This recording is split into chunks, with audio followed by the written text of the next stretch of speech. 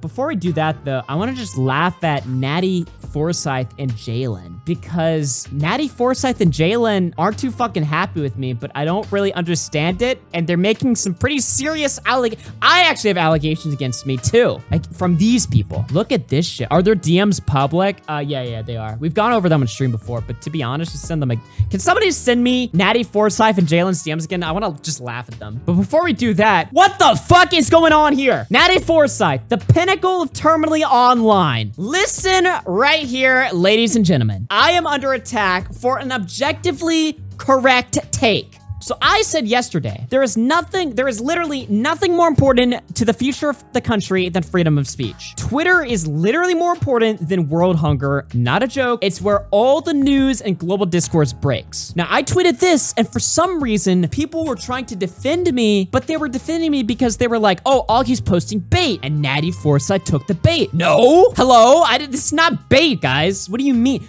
Bait is when I go on Twitter and I'm like, EDP did nothing wrong, guys. I love EDP. That's bait. That's obviously a joke. That's obviously such a ridiculous thing to say that, nobody would ever fucking say that serious. This tweet right here, it's not bait. This is my real opinion. This is objectively true. Twitter's where the fucking discourse breaks. It's where all the fucking news breaks before the media's covered it and twisted it. You know what I mean? Twitter twisted obviously too, but still, it's where all the discussion takes place, the discourse. It's where memes start. It's where politics starts, discussion starts, discourse starts. It's a great tool for promoting other platforms or other ideas. Do I even really need to explain to you guys in 2023 why Twitter is important? Everybody knows this. Everybody knows this. They've had over 10 years to figure out why social media actually is the bane of our existence. And you know what this take is right here? This is boomer rot. But for some reason, it's coming from Natty Forsyth, who's not a boomer, but this is like the mindset of a boomer. If you're a boomer and you see my take and be like, what?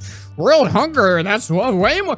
Sandwiches for the homeless? That's much more important than posting memes on Twitter. You're a fucking idiot if that's how you think. You're just so fucking lost and just deluded. So obviously, without even trying, I fucking ratioed them. The fact censorship is pushed as hard as it is proves I'm correct, which is just a simple debunk right there. Because again, I'm sitting here saying that freedom of speech is important. Do you know who also agrees with me on this? People like Natty Forsyth, leftists. Everyone talks about how dangerous hate speech is, how dangerous hateful rhetoric is, radicalizing the fucking youth. Hell, you wanna know who's fucking talking about it right now? Jalen! YouTube is a serious problem. You know what this video is about? YouTube Shorts radicalizing young children, because kids go on fucking YouTube and TikTok, they see Andrew Tate. Jalen's argument is they become radicalized criminals. So doesn't Jalen's own video confirm that what I'm saying is obviously correct? The needy can stay hungry till I get— Yes! Unironically this, yes. It's just fucking insane to me that people looked at this, and I appreciate them trying to defend me, but it's like, you guys thought I was joking when I said this? I said in the tweet, it's not a joke, but that's not the funny part, all right? Obviously, Natty Forsyth is gonna have a brain-dead political take. They have brain-dead politics, everyone expects this from them. But Jalen responds and says, of course, by freedom of speech, he means give platforms to neo-Nazis and allow harassment of queer people and minorities. What? This is fucked up. People say the commentary community is full of backstabbers and people that betray people. Do you know who the only fucking person was that was inviting Jalen to any social events whatsoever during VidCon was? You know who the only fucking person was? Me! Me, dude! Me! Because I care about this community. I love people, okay?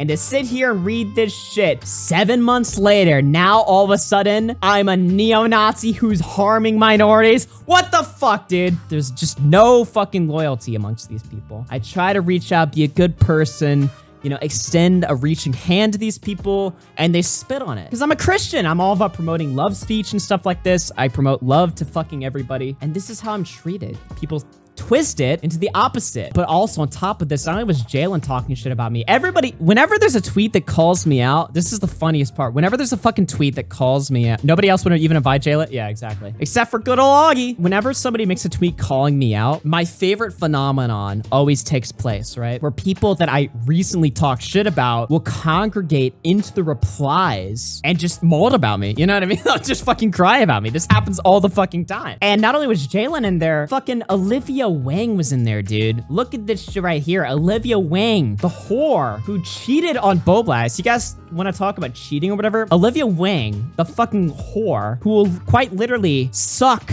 and fondle the cock and balls of any fucking YouTuber that even just looks at her fucking account, decides that she wants to sit here and talk shit about me. And this is now the second time she's done this, dude, where she'll see me, I'll get into a fucking argument with somebody, and then she'll interject herself and she'll be like, actually true, you actually are a piece of shit. And I'm like, really, dude? You dried up fucking nasty whore who cheated on my fucking friend? And then she'll be like, oh, but I talked to Josh and we're cool now. Okay, that's fine. I'm not Josh. I'm not, yeah.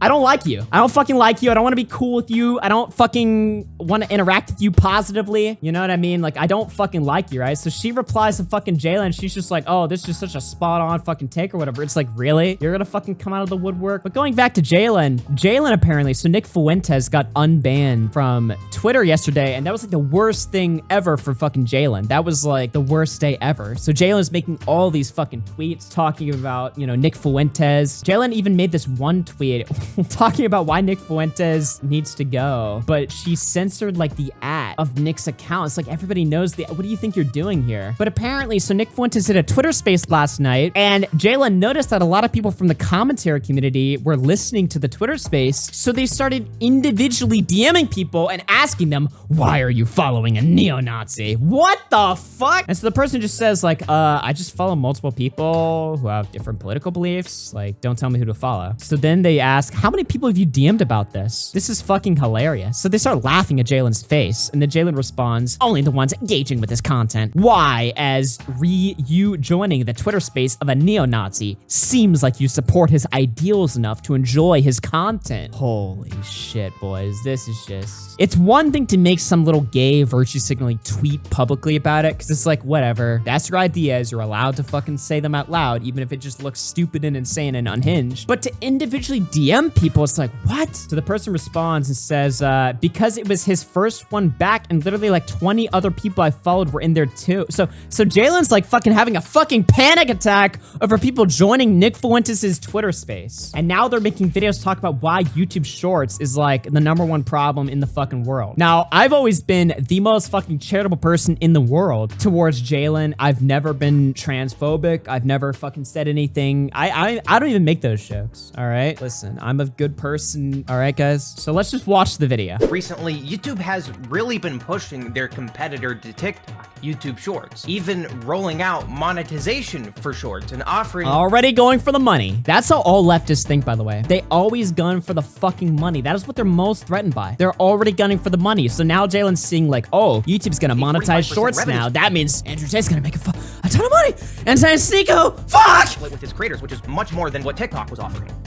Slow down. And YouTube seems to be gearing up to take control over the short form content space. However, there is a serious problem with the YouTube Shorts algorithm, and it may be playing a part in spreading misinformation and ruining an entire generation of kids. Now, is this like a joke? I'm sure you guys have heard of Andrew Tate by now, the top G, as he calls himself. He is currently one of the most popular and influential...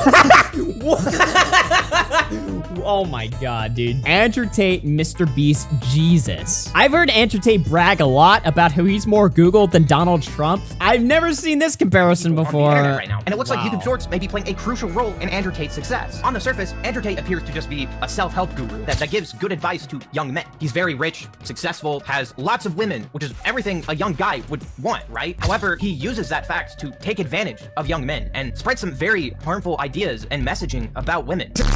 I said if I were to get on a plane and that plane was to fly into the eye of a hurricane, there was a 50% chance of it crashing. I'd want a male pilot because I think that males, well, I would choose a man. And what is this music? Like, it's like, oh shit, you're about to hear the worst shit in the world. Meanwhile, the clip is literally just Andrew Tate saying like, if I was in a plane, I would rather a man drive it. That's the most misogynist. Is that bad? Like, obviously, I don't think that's bad, but like, I'm just trying to put myself in the mind of like somebody. Is that really that fucking bad? A man says he prefers men to drive. This is like the most historically, like everyone said this for like all of ever since cars were fucking invented. Men have always, you know, fucking said like men are better fucking drivers. Is that the worst thing? I feel like you could have pulled a better. There is some sus clips of Andrew Tate, obviously. I'm not gonna sit here and say Andrew Tate's never said something fucking weird, but that clip, yeah, in the entire clip, he also praises women for being better at taking care of kids. Yes, that's Andrew Tate's whole like red pill philosophy, at least the red pill philosophy, the version of it that exists on YouTube, is very much about, yes, men are better than women, but women are better than men at being caretakers. You know, they're better at, you know, understanding like fucking emotions, taking care of children, doing all kinds of shit like that. And people still see that as like a form of like fucking misogyny. It's like, oh, so women are only good at this. It's like, no, you fucking idiot. It's not what we're fucking saying. We're just saying that men and women are different and they have biological strengths and weaknesses, obviously. Except for men, we have no weaknesses. And I'm sure you guys know that recently Andrew Tate was arrested for allegedly doing some very bad things, and some audios have come out where he alludes to doing bad things to women. To say the least, it's pretty clear that Andrew Tate does not have the best view of women. Like this guy is straight out of the 1950s. Anyway, it appears that YouTube Shorts have been heavily the 1950s. Okay, slow down. Really? promoting Andrew Tate, and I'd say that they are a huge I have a feeling if Andrew Tate was from the 1950s, he'd be saying a lot more about a lot more. part of the reason as to why Andrew Tate is as popular as he is. And these Andrew Tate clips have essentially taken over YouTube Shorts, and you are pretty much guaranteed to come across an Andrew Tate clip after a few. And this is the thing too, people say Andrew Tate is like the super villain of the internet, but all he really talks about is women and traditional values of the sense of like men should do X, women should do Y, this is how the world works, life is tough, suck it up, blah, blah, blah. That's Andrew Tate's philosophy. And yet for some reason he's treated as like the worst guy in the fucking world. But if you look at like other people that he's compared to, I don't even think the other people that he's compared to are like the worst evil people in the world, but he is so not that fucking bad. But it's because he's super famous that's the reason why people, you know, are just kind of fooled into thinking. And again, look, obviously Andrew Tate has done and said sussy stuff. We've gone over it. There's a whole episode of After Hours where I go over the worst stuff that Andrew Tate has done and said. But this video right here is like, oh, Andrew Tate's blown up because he said women suck at driving. Now all of a sudden YouTube is a serious problem. And because they're about to monetize shorts, this is a problem that needs to be stopped. Dude, YouTubers are just addicted to shooting themselves in the foot. YouTube implements a new policy that could make a lot of creators a lot of fucking money. But of course you have Jalen coming out here to shut it all down and to put a nice big fucking stop to it. Now, obviously that's never gonna happen. This video got 11,000 views in 2 days. That's AugieRFC view count numbers, right? On a 300K sub channel. Actually, that's worse than me. That's worse than what I get now on my channel that I haven't consistently posted to in like 5 months. So obviously this video is gonna do nothing, but the attempt was made. To come across an Andrew Tate clip after a few swipes. Now, this is a serious problem because obviously a lot of the people that are watching these YouTube Shorts are kids. And so they start watching YouTube Shorts to be entertained. But as they're scrolling, they start to get fed these Andrew Tate clips. And maybe it starts out with a clip of Andrew Tate talking about how to be successful, how to be rich, talking about how he has all these cars. And obviously that's appealing to a young kid. And slowly the YouTube algorithm starts to feed these kids more and more content like that. And slowly you have a kid who is just watching some YouTube videos become more and more radicalized, essentially. And they start becoming heavily influenced by Andrew Tate. And so there have been many reports of these young boys going to school and repeating the type of stuff that oh my god, dude. Really, bro? Okay, all right. Teacher claims 11-year-old boys are telling girls they are fat because of Andrew Tate. Did you guys know that before Andrew Tate existed, boys never made fun of girls in school? This never happened. Boys never teased girls, they never picked on girls, they never called girls fat, they were never misogynistic, this never happened. But then Andrew Tate came along and they started watching him on TikTok and they were like, whoa, dude, girls suck, dude. They're really fucking stinking gross. Andrew Tate invented this. Andrew Tate invented bullying. You know, I saw Athos was in the chat, and he was saying that these people are all bots. I mean, unironically, as lazy of a criticism as that is, to just say, like, they're all bots, that is a good way to also describe how these people think, because they do think like bots. They're told something, and then they just fucking repeat. That's how most people are. I'm very bot-like in some ways. I'm not bot-like in other ways. Everyone is bot-like to some extent, but to just sit here and read this fucking headline, and to sit here, I could not imagine reading this headline and gasping and just being like, what? This is horrible, dude. This needs to be stopped. I'm gonna make a video on this right now and talk about this because this is a serious epidemic. Boys are mean to girls. And they're essentially bullying their classmates. Now, this isn't necessarily a new thing, right? Back when I was a kid, Sky Does Minecraft was like the hit thing. And so kids would watch Sky Does Minecraft and they'd go to school and they would repeat what they heard from Sky Does Minecraft. Everyone wanted to be Sky Does Minecraft, which wasn't that big of a deal considering back then he was just a Minecraft YouTuber. But now you have kids. Yeah, but Sky Does Minecraft also, doesn't he like beat and abuse his fucking girlfriend or whatever? Kind of a shit example, Jalen. Kids watching this stuff on now, he obviously didn't advocate for that in his fucking content, which is what Jalen would argue. Jalen would be be like, well, you know, he didn't talk about that in his videos, so therefore he's not radicalizing his audience to become wife beater, right? But it's just like, okay, but Andrew Tate, technically, other than the leaked audio transcript, you know, they're still looking for evidence that he's like this sex trafficker. Because that's how, if you notice, that's how Jalen opened up the video by showing the article of, you know, how Andrew Tate is like a sex trafficker and he's being promoted on YouTube, and this is like a big problem. But it's like, these people just don't fucking give a single fuck about evidence. They were calling him a sex trafficker way fucking before, you know, the leaked audio transcript came out. And I gotta be honest, I know Bunk's in the chat, a lot of my lefty friends are in the fucking chat, and they're not gonna like what I'm about to say, but I listen to that audio, it still sounds fake to me. I'm not saying it is, I'm not saying it couldn't be real. It could very well could be real. Andrew Tate could be a monster. He does exhibit a lot of the fucking characteristics that somebody that is being accused of the shit that Andrew Tate is being accused of would do. So I'm not saying that, you know, it's impossible, but I'm just saying it's like, I am hyper fucking critical of anything people say about this guy just because they have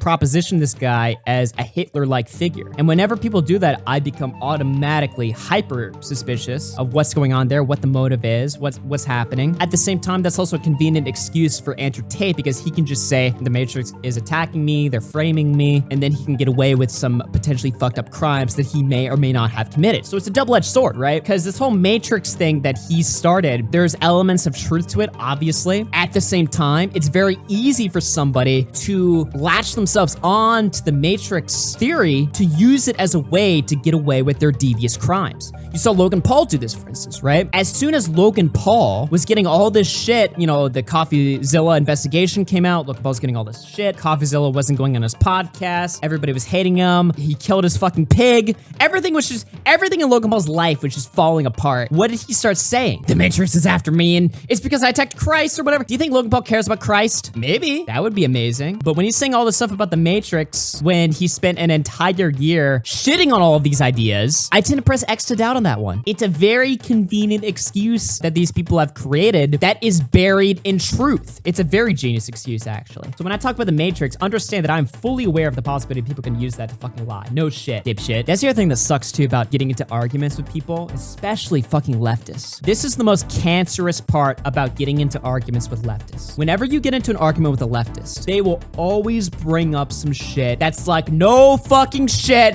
Of course I fucking agree with that. Like with Andrew Tate, for instance, if I get into an argument with Jalen about Andrew Tate, Jalen's gonna be like, well, don't you think beating and raping and sex trafficking women is bad? Wow. What a interesting question. I will ponder on this for a few hours and get back to you on this. Obviously, dipshit, nobody sees nuance, especially lefties. Listen, I'm sorry to beat up on the lefties today, all right? But you guys call me in a fucking bad mood, all right? They're all calling me racist. They're all saying that I harm minorities and shit, so fuck it, dude. I'm just gonna do the same. I'm gonna turn around on them. I think YouTube kind of has a responsibility to ensure that people are not being fed harmful ideas like this. I mean, this is kind of a problem that YouTube has had for years, and a lot of people have tried to, like, cancel YouTube over this, saying that they purposely, like, radicalize people. I thought Jalen liked edgy humor. I thought Jalen liked leafy, you know?